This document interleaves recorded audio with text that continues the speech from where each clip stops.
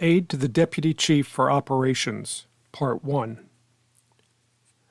About this time, the somewhat well-liked Deputy Chief for Operations retired suddenly because his teenage son had been in a near-fatal automobile accident. That provided the chief the opportunity to promote Tom Sines to Deputy Chief. I'd only run across Tom a couple of times when he was an IA investigator assigned to look into disability cases, for example, catching someone replacing their deck when they were supposed to be on light duty, and had an office just across the hall from me at headquarters when I was first assigned to work on the CAD project about January 1st, 1984 or so. A combat veteran helicopter crew chief in Vietnam, Tom eventually was promoted and put in charge of the department's helicopter unit and other assignments while I slugged through 6 years of CAD and my year as assistant commander at the Mason District Station. Suddenly, upon Tom's promotion to deputy chief, he asked J.J. Whalen his advice on who he should select as his aide. The aide to retiring Deputy Mike Young was himself getting promoted, and Tom needed a replacement. J.J. suggested me. I believe later J.J. confided that, quote, "I don't even know who this guy Brown is," was Tom Sines' first reaction, but J.J. assured him that I was diligent, knowledgeable, and hard-working. Again, I received that call from HQ. Actually, I think my captain said, "Major Whalen needs to see you at headquarters about something," and I'm sure he already knew. In fact, since J.J. was in charge of all the district stations as Patrol Bureau Commander, I think in addition to advising Tom Sines to select me as his aide, J.J. had given me a heads up that Sines was going to select me as his aide. While this is all a little foggy, I think I may have accompanied J.J. to Sines' office for my official introduction and interview. Again, I don't really recall that day, but knowing Tom Sines as I now do, I'm certain the meeting went something like, "Hey Bill, this deputy chief thing is all new to me, so if you come up to help us out, we may be making things up as we go along, but we'll probably have a fun time doing it." That's the type of person he was and is to this day. So I bid farewell to my friends and associates for a second time at the Mason District Station and headed off for a third time to headquarters.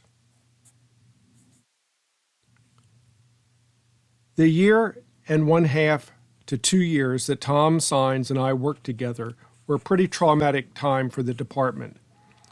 One of the biggest operational challenges was moving from the tiny brick headquarters building at 10600 Page Avenue to the 12-story Massey building, recently abandoned by the county government for new, more palatial digs, and sharing it with not only other divisions of the PD, which had been in rented space around Fairfax City, but also with the fire department, who was to occupy the lower 6 floors of the building.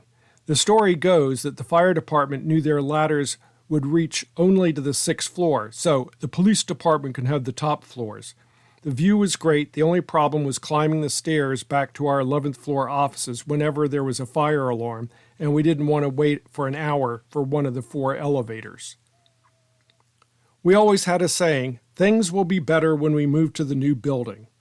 We use this all the time, to move to the 911 center, to Woodburn Elementary School, the renovation of the McLean and Mason District stations, etc.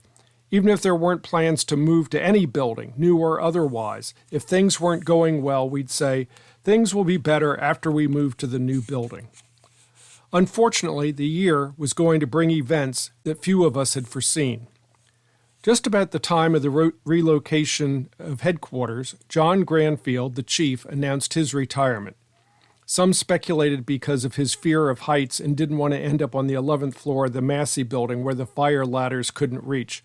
But in reality, his wife had been offered a city or town manager position in New Hampshire, and John was ready to retire up that way into a smaller, slower-paced police chief position. In doing so, he named Tom Sines as the acting chief and, in effect, said Tom would be his successor. To this day, I don't know what Tom did to warrant such a dislike among a rather diverse, weird group of police employees, but there began what would be a revolt. It was under the guise of Granfield can't just name his successor, but it went deeper than that. Not to drag this out into some form of case study for a class in the behavior of organizations, but a group of women and minorities sought the assistance of board chairman Tom Davis and even had a secret meeting at Davis's home in Lake Barcroft. I believe there were flyers going around saying something to the effect, "If you don't want Tom Sines as our next chief, come to this meeting." Looking back, I'm pretty sure that my previous captain at Mason was pulling the strings on some of this. He allied himself with a number of the malcontents, and he, in particular, was resentful of Sines and a whole slew of police supervisors and commanders, who he blamed for having him later transferred from the prestigious Mason district to the less so Fair Oaks district. And worse yet, he was taken away from all those Tom Davis office workers with whom he spent the lion's share of his workday. All of the intrigue over the revolt made for a lot of unwanted newspaper coverage for the police department. I am certain that retired Police Chief Dick King, now Deputy County Executive for Public Safety, never gave much thought as to who would be Granfield's successor, and to make matters worse, if I recall, one of the things that really pissed Tom Davis off was when Granfield called King to advise him of his retirement, he offered to call Tom Davis directly to advise him of his decision and use the opportunity to champion Tom Sines. Dick King told Granfield not to bother, that he would call Chairman Davis and fill him in. Then, in true Shakespearean tragedy form, King, who later would be diagnosed with Alzheimer's, never contacted Davis, and Davis ended up reading Chief Granfield to retire, Sines to succeed him, in the newspapers the next day. To make matters even worse, John Granfield chose to take leave, probably to scout out the new New Hampshire locale, and wasn't even available to help get things back on track. After weeks of turmoil, a resolution was finally arrived at when former Deputy Chief Mike Young, the one who retired suddenly because of his son's near-fatal auto accident, would return to become the savior and the new chief of police.